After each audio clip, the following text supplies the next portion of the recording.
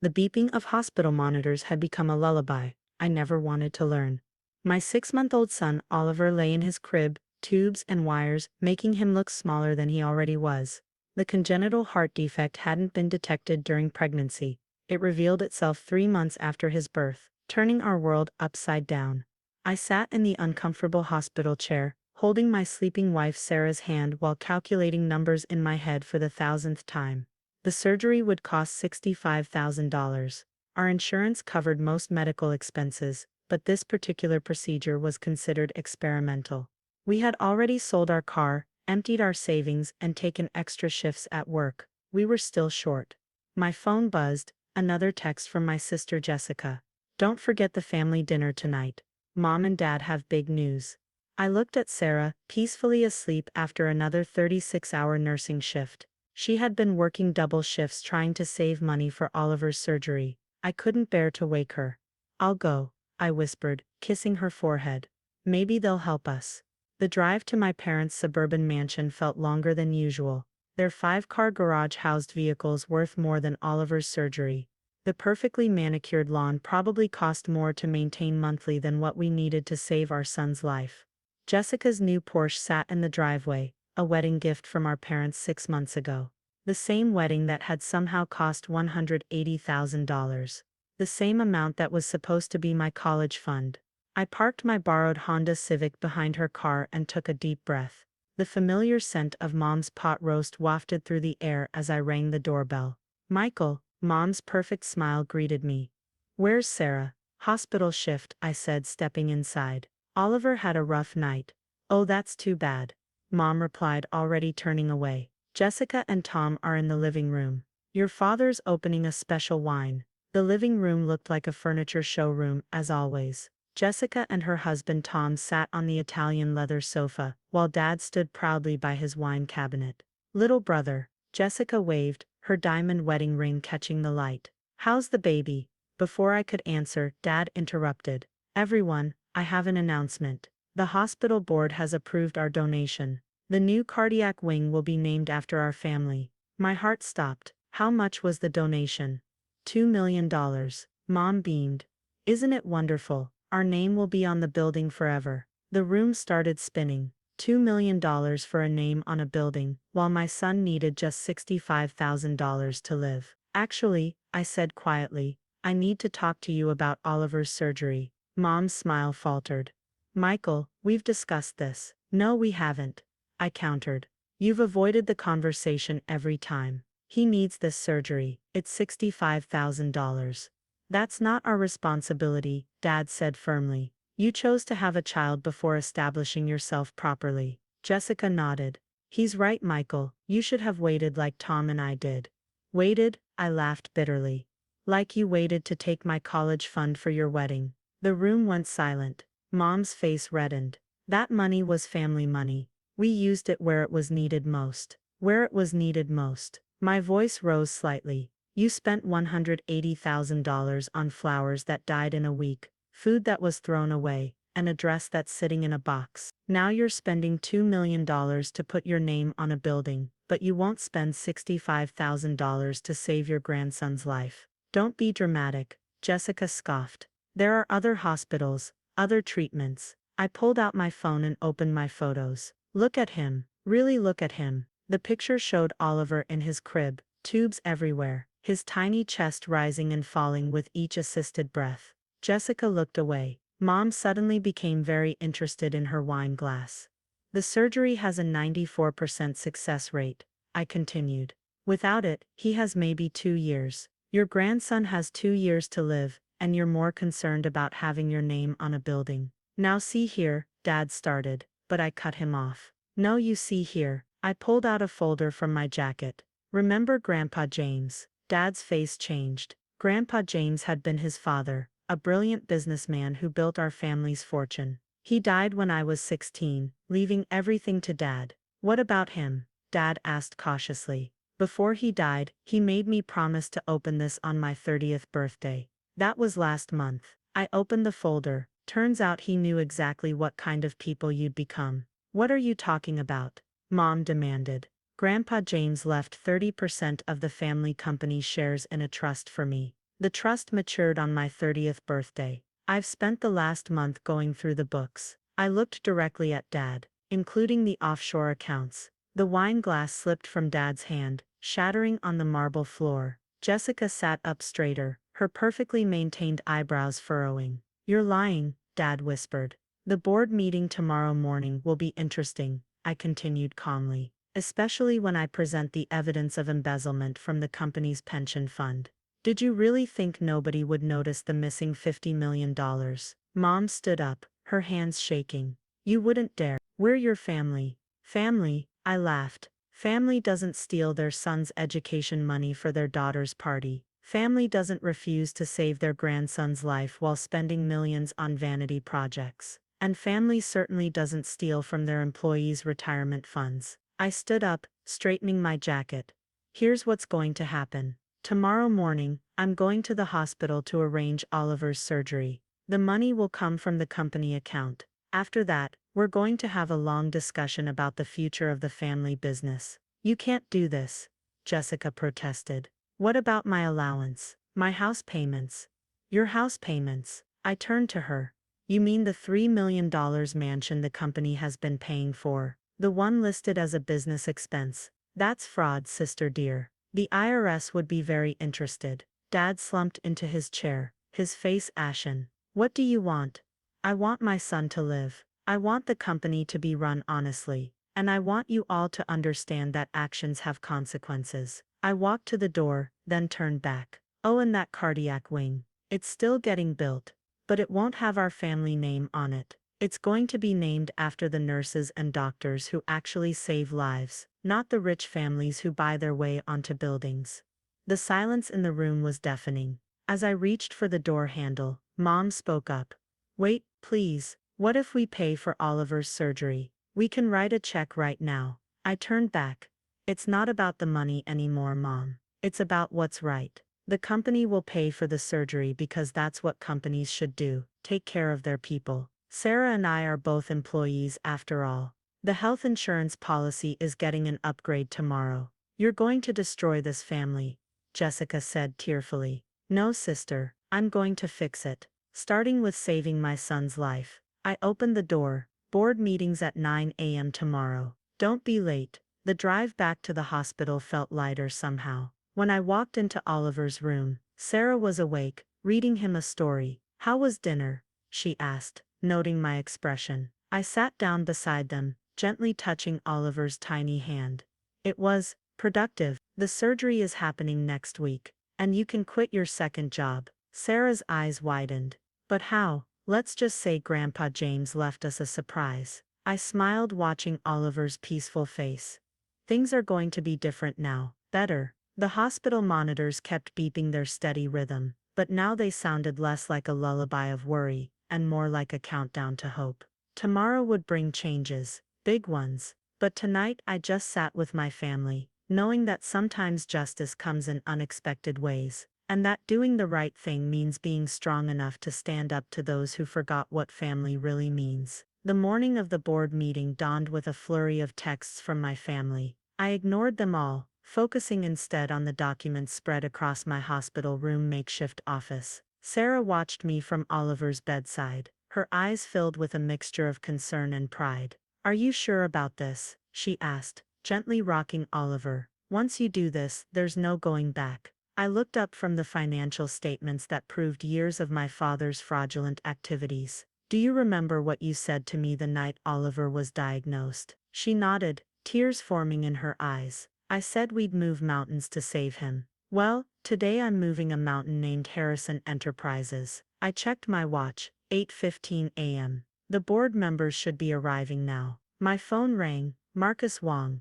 my grandfather's old friend and longtime board member. "Michael, my boy, I just watched your father storm into the boardroom looking like he's seen a ghost. Is today the day?" "Yes, sir. Everything ready on your end." 5 board members confirmed their support. "Combined with your 30% stake, we have the majority. Your grandfather would be proud." I ended the call and kissed Sarah and Oliver goodbye.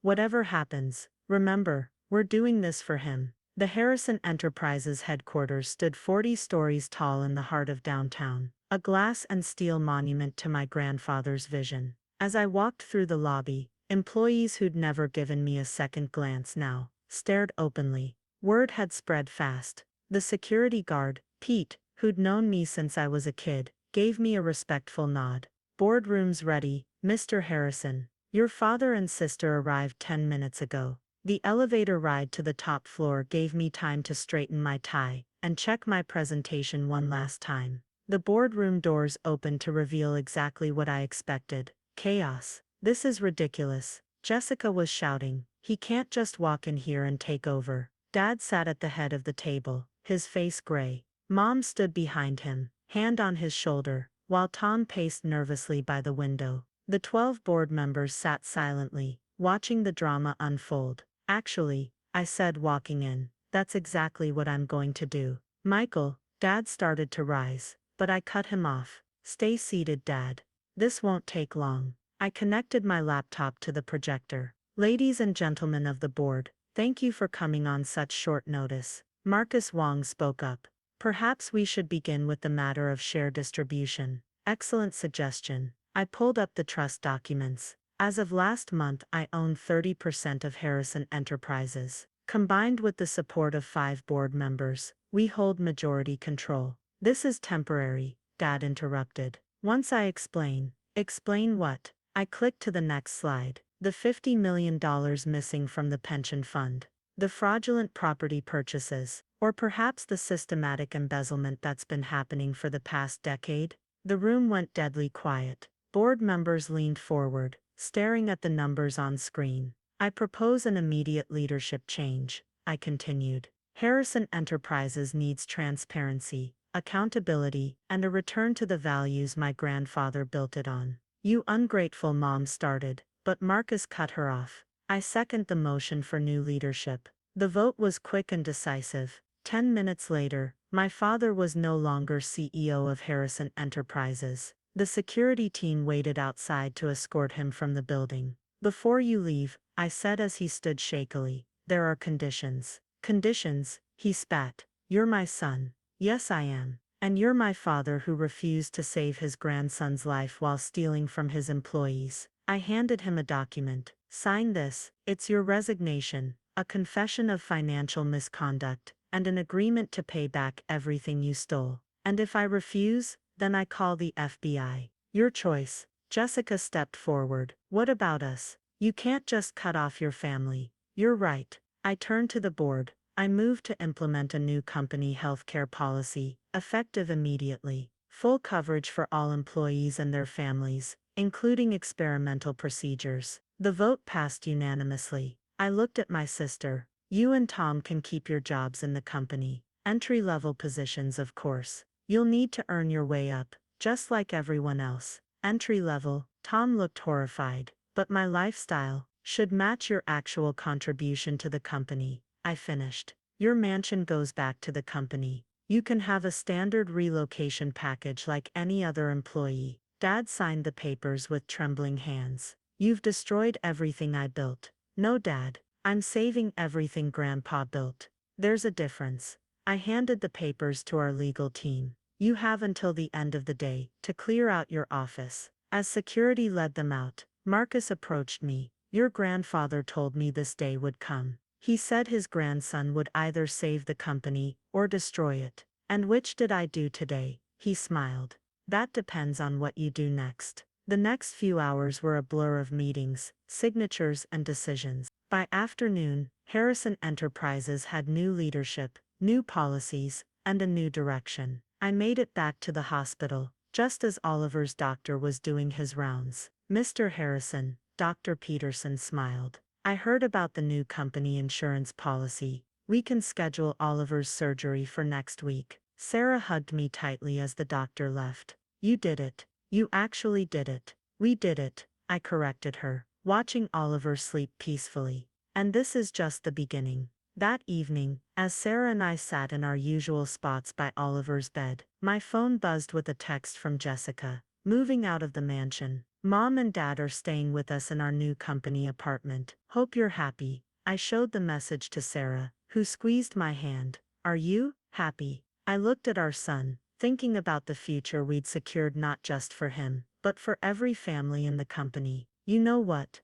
I am. For the first time in years, I really am. Your parents might never forgive you, she said softly. Maybe not, but someday they'll understand that this was about more than money or power. It was about doing what's right. Another text came through, this one from Marcus. Board dinner tomorrow. Time to discuss the future of Harrison Enterprises. Your grandfather's legacy is in good hands. I replied with a simple thank you, and turned back to my family. Outside the hospital window, the sun was setting behind the Harrison Enterprises building, its glass surface reflecting orange and gold. Tomorrow would bring new challenges, but tonight, watching my son's steady breathing, and holding my wife's hand, I knew that sometimes, the biggest victories come from standing up for what's right, no matter the cost. The company would change, my family would change, but sitting there in the quiet hospital room, I realized that change, even painful change, was sometimes the only way forward. Oliver would have his surgery, employees would have their pensions restored, and Harrison Enterprises would return to being the kind of company my grandfather had envisioned, one that put people before profits. As night fell over the city, I made a silent promise to both my son and my grandfather. This was just the beginning of making things right. The week leading up to Oliver's surgery transformed both Harrison Enterprises and our family dynamics in ways I never expected. The company headquarters buzzed with change as employees discovered their new benefits, including the comprehensive healthcare package that would help not just Oliver but dozens of other families facing similar medical crises. Monday morning, I found Gloria from accounting crying at her desk.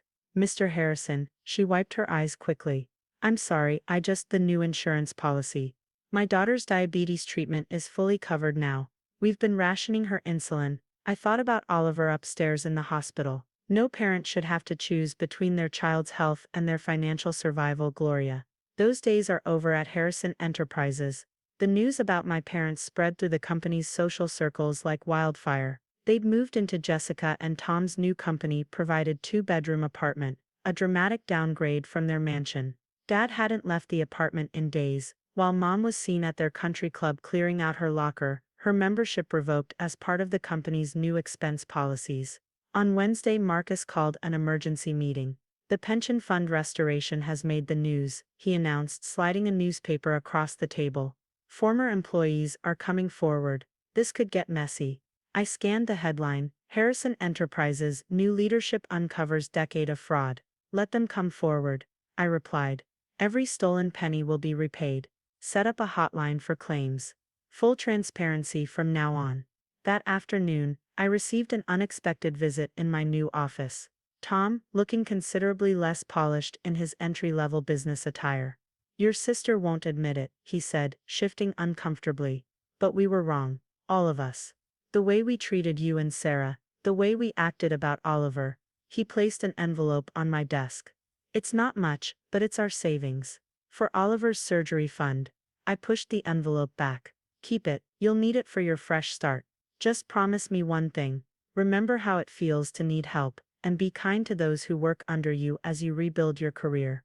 The day before Oliver's surgery, Jessica texted, Mom's asking about Oliver's surgery time. They want to be there. I showed the message to Sarah in Oliver's hospital room. She'd taken the week off, now that we could afford it, spending every moment preparing our son for the procedure. It's your call, she said, adjusting Oliver's blanket. They're still his grandparents. I thought about all the nights we'd spent in this room, watching our baby struggle to breathe while my parents spent millions on vanity projects. But I also remembered what Grandpa James used to say. The true measure of a person isn't how they act in victory, but how they extend grace in triumph. Tell them 7 a.m. tomorrow. They can wait in the family room. The morning of the surgery dawned clear and cold. As we walked Oliver to the pre-op area, I saw them, Mom, Dad, Jessica, and Tom, sitting stiffly in the family waiting room. Mom's designer clothes were gone, replaced by off-the-rack wear. Dad looked older, smaller somehow. To my surprise, Marcus Wong was there too, standing respectfully apart from my family. A Harrison never faces important days alone, he said simply. Dr. Peterson met us outside the operating room. We've done all the prep work. The new cardiac team is ready. Thanks to the company's funding, We have the best specialists in the country here. I held Oliver one last time before they took him, memorizing his tiny face, his smell, the feel of his heart beating against my chest. Daddy loves you, champion, I whispered. See you soon. Sarah and I joined the others in the waiting room. The silence was deafening until Mom spoke up. I've been thinking about the day Oliver was born, she said quietly. I was so caught up in Jessica's wedding plans that I barely acknowledged it. My first grandchild, and I was worried about centerpiece arrangements. Dad stared at his hands. I kept telling myself, the company came first. That building the legacy was more important than anything else. I forgot what legacy really means. Save it, Sarah said firmly. Today isn't about you or your regrets. It's about Oliver. The hours crept by. Marcus shared stories about Grandpa James, including one I'd never heard about how he'd once shut down a factory for a week to help workers find their missing children after a school bus accident. He understood that a company is more than its profit margins. Marcus said, it's a community, a family. Around noon, Dr. Peterson appeared, still in his surgical scrubs. The room froze. The surgery was successful, he announced. Oliver came through beautifully. His heart is functioning exactly as we hoped. The relief in the room was palpable. Sarah burst into tears, and I held her close, my own eyes wet. To my surprise, Dad was crying too. The first time I'd seen him cry since Grandpa James died. Can we see him? Mom asked hesitantly. I looked at Sarah, who nodded slightly. Immediate family first. Then grandparents can visit briefly. In the recovery room, watching Oliver's strong, steady heartbeat on the monitor, I felt a shift in the universe. The tiny chest that had struggled for so long now rose and fell with perfect rhythm. When my parents entered quietly, Mom gasped at all the machines. This is what you were fighting for, she whispered. While we were fighting over money and status, you were fighting for his life. Yes, I said simply. I was. Dad approached the bed slowly. Michael, I know it's not enough, but I'm sorry, for everything. I know, Dad. But trust has to be rebuilt, just like the company. They nodded, understanding that forgiveness would take time, if it came at all. Later that evening, after everyone had gone, Marcus stayed behind. Your grandfather left you more than just shares, he said, pulling out an old envelope. He left this letter to be given to you when you proved yourself ready. I think today qualifies. The letter was short but clear. Dear Michael, if you're reading this, you've discovered what really matters. Money builds empires, but compassion builds legacies. Take care of the family, both at home and at the company. They're one and the same. Love, Grandpa. I folded the letter carefully, watching Oliver sleep peacefully in his hospital bed, his future now bright and open before him. Tomorrow would bring more changes, more challenges, more opportunities to rebuild what was broken, both in the company and in our family. But tonight, sitting beside my son's bed, holding Sarah's hand, I understood what Grandpa James meant. True legacy isn't measured in dollars or buildings or names on walls. It's measured in lives changed, in wrongs made right, and in the courage to stand up for what matters most. Advice. Seti Wattanidi. Oliver's monitor beeped steadily, a rhythm of hope, of second chances, of new beginnings. 6 months after Oliver's surgery, I stood at the podium in the Harrison Enterprises lobby, addressing a crowd of employees, press and family members. Today we're not just renaming a building, I announced, gesturing to the newly renovated hospital wing behind me. We're honoring the real heroes of healthcare. The curtain fell, revealing the new name. The Frontline Heroes Cardiac Center, dedicated to the nurses, doctors and staff who save lives every day. In the front row, Sarah beamed while holding a healthy, laughing Oliver. His scar had faded to a thin line, barely visible under his tiny suit collar. Dr. Peterson and his medical team stood proudly alongside other healthcare workers being honored.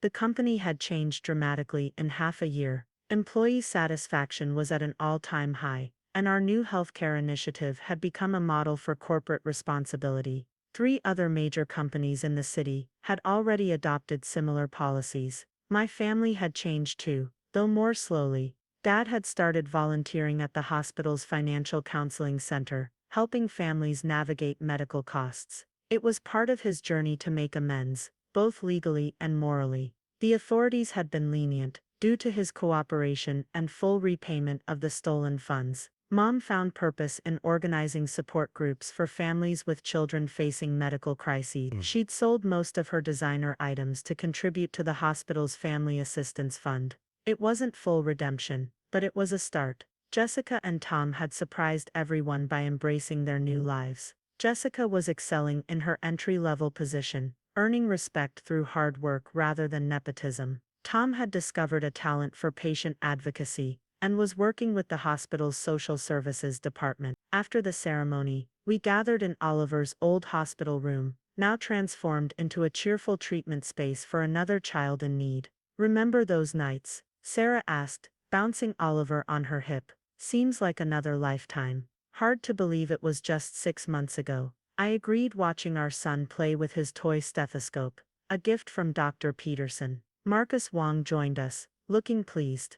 The board approved the expansion of the healthcare initiative. 10 more hospitals will be partnering with us by year's end. "Michael," Mom called softly from the doorway. She and Dad stood there awkwardly, holding a wrapped package. "We found this in the attic." It was Grandpa James's old briefcase, the one he'd carried every day to work. Inside was his original business plan for Harrison Enterprises, with a handwritten note in the margins. "Success is measured by the lives we improve, not the wealth we amass." "We thought Oliver should have it," Dad said, "for when he's older, so he knows where he comes from, the good parts of his heritage." I ran my fingers over my grandfather's handwriting, thinking about legacy and redemption. "Thank you. This means a lot." Sarah touched my arm. "Oliver's first checkup is in 10 minutes. Should we go?" Marcus smiled. "Family first. The company can wait." As we walked to the checkup, we passed the wall of photos in the cardiac center. Among the healthcare workers' pictures was a small photo of Oliver, with a plaque reading, "Sometimes it takes a child to remind us what matters most."